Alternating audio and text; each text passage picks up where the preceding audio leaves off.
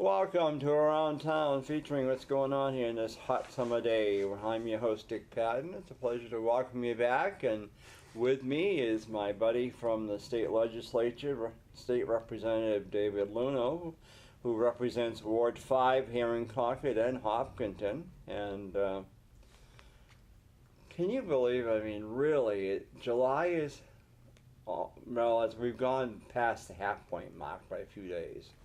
But now, I mean, the politics, it's like we've all got primaries, most of us do. And it's like, when do you start? People really aren't into this yet. Sure. Well, Dick, if you don't put your signs out, they're thinking, oh, he don't care. He's too cocky or something. Sure. I don't know.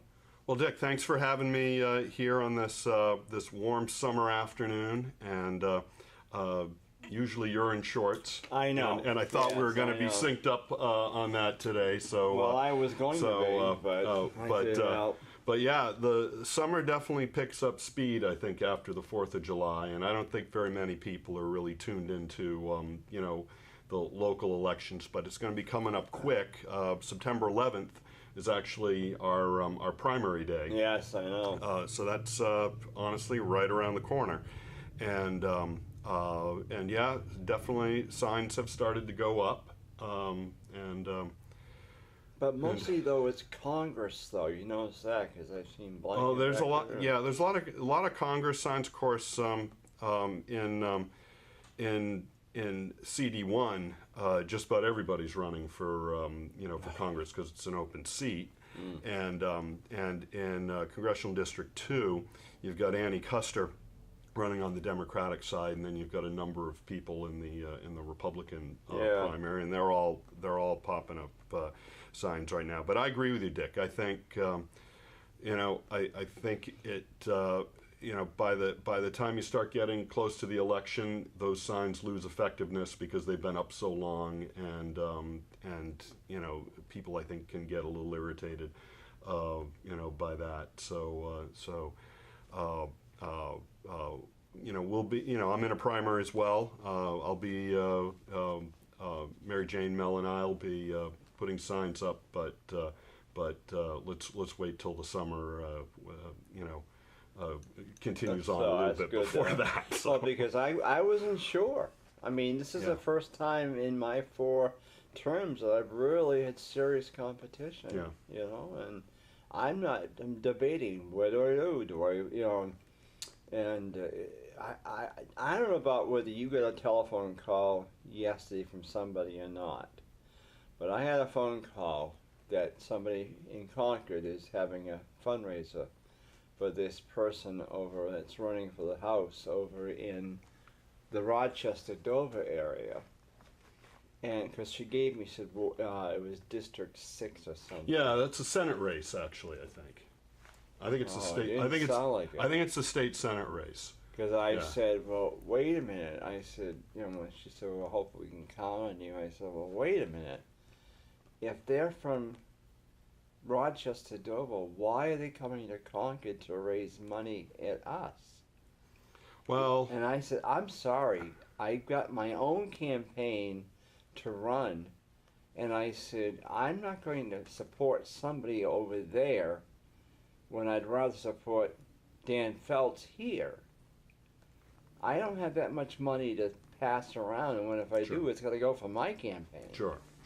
Well, I guess a couple things. I think that's certainly a fair way to look at it. The other thing that's important to always keep in mind too is we did some things in the House side of the chamber, the side of the legislature this year and passed some things that got killed in the Senate, and so we really could use, I think, more support in the Senate in order to bring some good legislation onto the governor's desk. I think a good example of that is the family medical leave insurance program that the Republican leadership starting with Governor Sununu, and going right down to Speaker Chandler and the President of the Senate, to kill it. And Gene could not get it killed in the House as much as he tried, by starting it in the Labor Committee and then moving it to the Commerce Committee and then finally moving it to the Finance Committee. And we turned around. Actually, the Labor Committee recommended it ought to pass. House supported that. The full House vote supported that. Then it went to Commerce. Commerce recommended it inexpedient to legislate, and we overturned that on the floor of the House again to an ought to pass. And then it was routed again to a third time. I've never seen a bill routed to 3 committees. Although Finance does pick up a lot of bills, was routed to Finance, and Finance recommended it interim study, and that was overturned and ought to pass. Yeah. So it actually cleared the House and then went over to the Senate and was promptly killed there. Yeah. So it's important that that senators from other districts. So we have an excellent senator here, Senator Dan Feltus, and he was a very, very strong. I worked very closely with him, as well as Mary Stuart Guile, who was the prime sponsor of that bill. And we worked hard on that legislation, and we worked hard bringing people over, our friends on the other side of the aisle, to support that legislation on the floor of the House, and that's why we were able to get some success there. Senate's a very different animal with 24 people, and having flipping some from seats from Republican to Democrat, I think would definitely improve the chances of very important legislation like that to pass. It's passed in Massachusetts, it's passing in other states.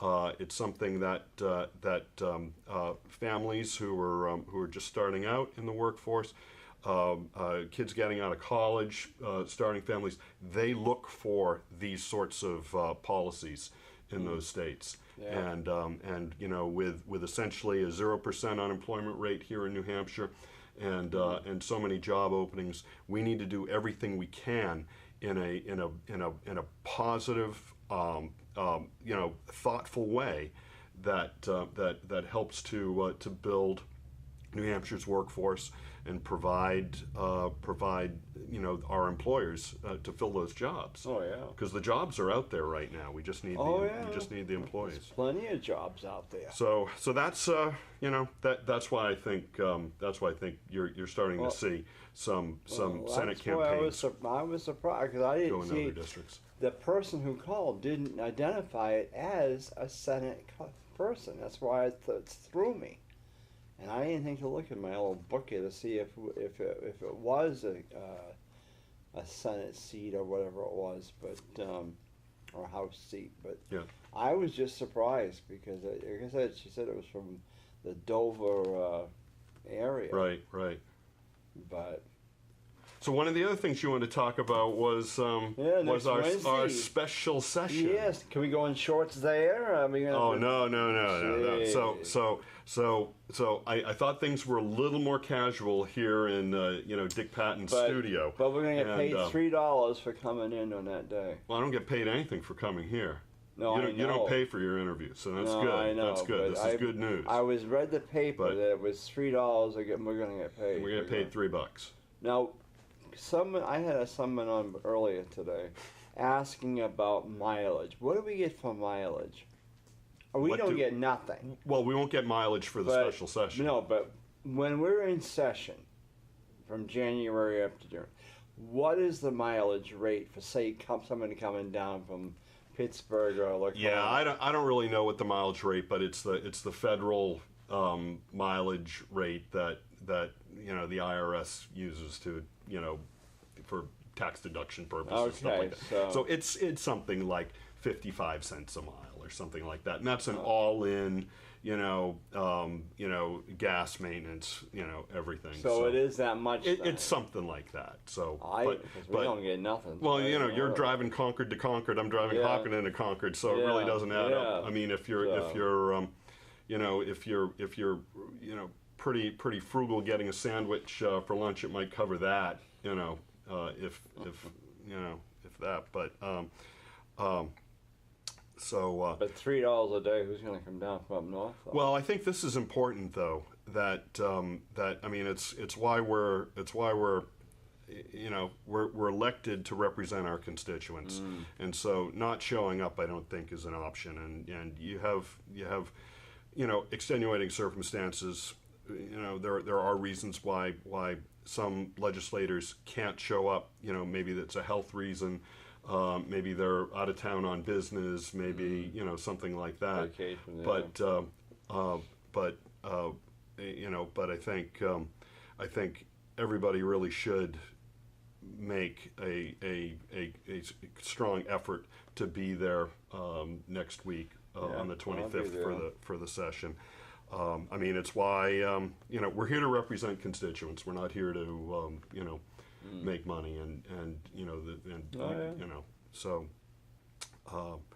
so I'll be there too, and I thought it was funny because 2 weeks ago, I think it was 2 weeks ago, was when the speaker named this select committee to review legislation or to consider legislation for the special session.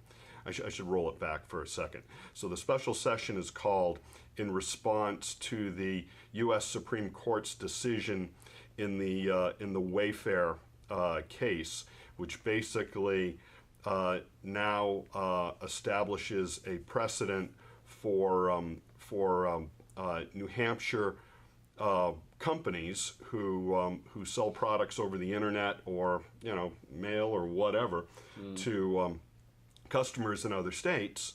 It allows the tax authorities in those other states and localities to require New Hampshire businesses to collect sales tax that they've implemented, like New York City. New York has a sales tax. New York City has a sales tax. So if you've got a customer that you're shipping a product to in New York City, you're going to have to collect a sales tax from them and remit the amount to New York and the other amount to New York City. I think New York City has a sales tax. Chicago has one. But there's over 1,000 sales tax jurisdictions or sales tax authorities in the United States. So do you think it's going to be a long day or just a short? I mean, to bring us in. I mean, I'm trying to get a feel for this thing. I mean, I had the House calendar with me and actually a copy of the initial draft legislation with me. I left it in the car, but the calendar suggested that it's going to. We're basically, I think, starting our session at 10:30. The Senate is starting at 9. Yeah. So the idea is that at 10:30 the Senate will be done and send something over to the House, and then the House will do its job and pass it. So if we do the usual national anthem and the prayer and all that, I mean that'll be up to almost 11 o'clock. Well, yeah, I mean, you're going through the formalities, but I just judging from how the calendar was written, it sounds like it's going to be more about sort of explanation and how you got there, and less debate, and really not a whole lot of floor amendments and things like that. So at least that's what it sounded like to me. As far as the content of the legislation, basically it. At least in the draft that I saw, it prohibits what are called foreign taxing authorities. So this is other states, Illinois, Chicago, so states and cities or municipalities that have sales tax. It prevents them from requiring New Hampshire businesses to collect their sales tax when shipping products from New Hampshire to residents in those areas, and then having to remit that collected tax money to those taxing authorities. So it prohibits that. It provides some sort of way that if a state wants to, I guess, appeal that they have to do so in writing to the Attorney General's office here in New Hampshire, and then it provides some enforcement capacity for the New Hampshire Attorney General to prevent or to prohibit by taking a private action in Merrimack County Superior Court. That's our new courthouse that's being built in Concord. Now, we've also got a day, I understand, coming up in September, toward the end, I guess, when they're going to be doing the veto sessions. Right. So that's... Yeah, I don't know the date on that. No. But that's usually in September. Why couldn't they combine it all together? They couldn't, though, huh? I don't know. When you think about it, I don't in a know. way. I don't know if there's a procedural thing. Yeah, I don't know either. But I thought, probably if it could, it would have been. So I know, because it seems like, gee, you got 2 different days here, Yeah. but especially where the primary is going to be done, mm-hmm. some of us, hopefully, all of us, hopefully, will make it through. I don't know. Maybe not all the bills have made it through the enrolled bill process and have gone over to the governor's office. So maybe there's still some bills out there that could possibly be subject to Could veto. be. I don't know. Before I tell So, but I think it'll be interesting, and the select committee on this foreign sales tax collection has been meeting throughout this week, and I think by tomorrow is supposed to have something ready to file. I know that now you must be also getting letters about Secretary of State, running for Secretary of State, or the clerk's office, and all that. Oh, sure, already. sure. Which I thought was a little early, but I suppose get them out. Yeah. Well, I think people want to know that Secretary of State's early. I mean, we've never had this. In a way.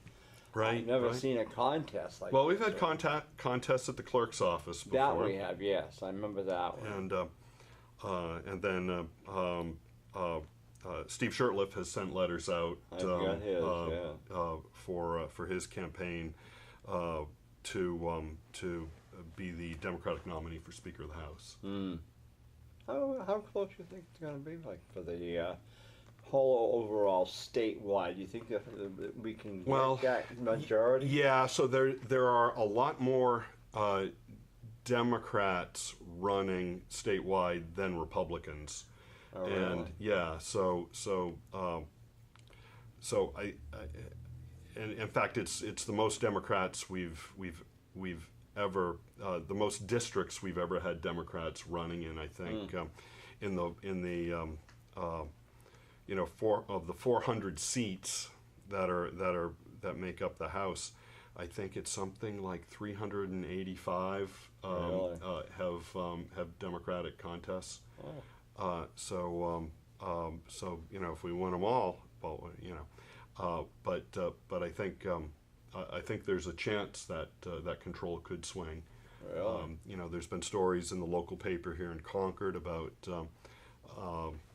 a lot of Republicans who are not running this year. So some of the big power names.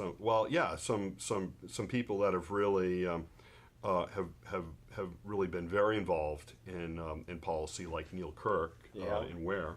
Yeah. And I was surprised by that. I was too. And I don't agree with Neil on everything, but I've really enjoyed working with him this year, and I worked really closely with him on a couple bills, and hope to continue working with him in these areas. And so we found some good common ground in areas that I think definitely help out people all across the Granite State. So sure, yeah. I mean, I was surprised because didn't Oh boy, I just had that name on my tongue, you know, I can't remember. He's down this way. Well, I know Mary Giles not running again. Yeah, Mary Giles retiring. You're thinking about J.R. Hole, maybe? Yes, that So, one. yeah, Dumbarton. yeah. Yes. So he is not running, and Surprised in a way, because some of these guys have been in for a long time too. Mm-hmm. You know, but you know, when they've had such power thing that maybe they feel, I don't know. I'm hoping that maybe they'll give a chance for the commuter rail to come back in. Mm-hmm. But you know, Well, you know, that's why Mel Myler talks about this all the time. Numbers really do matter, and when you have the numbers in the House and in the Senate, and of course the corner office too, but having that majority really does set the tone of what sort of policies make it sure. Through, and you know, we you know, I think this past session we had a successful session. We were able to stop some bad stuff. We were able to move forward with some good legislation as well. Yeah. But there were a lot of things that went through that or were amended in committees where obviously the Republicans hold a majority in every House committee, plus the chairmanship and vice chairmanships of each or chairs of each committee. But one of those bad things, and this is in the renewable portfolio, it's an energy bill that went through Science, Technology, and Energy, and basically provides incentives for Eversource to purchase energy from certain amounts of energy from renewable sources, so such as biomass and wind and solar, and so this is good for some emerging industries, but and New Hampshire has, obviously everybody knows, a very strong forestry industry, but one of the things that made it into that legislation in the Science, Technology, and Energy Committee was some bad stuff too. It also includes in the definition of renewable energy sources, the burning of construction and demolition debris at the waste management facility in Pennacook. So you know, think of these things as basically tear downs. Probably in Massachusetts, building teardowns, 3-story walk-up stuff like that, that get bulldozed, and all the debris gets hauled up to a processing facility in Epping, and essentially pulverized. I've actually toured the facility, and it's pulverized into what they call clean wood, but there's not much clean about it, because one of the questions I asked on the tour was, well, if this is such great wood, great combustible product, why can't you turn it into wood pellets and sell it to the wood pellet companies? And then they said no, nobody would touch it because there's so much grit in it.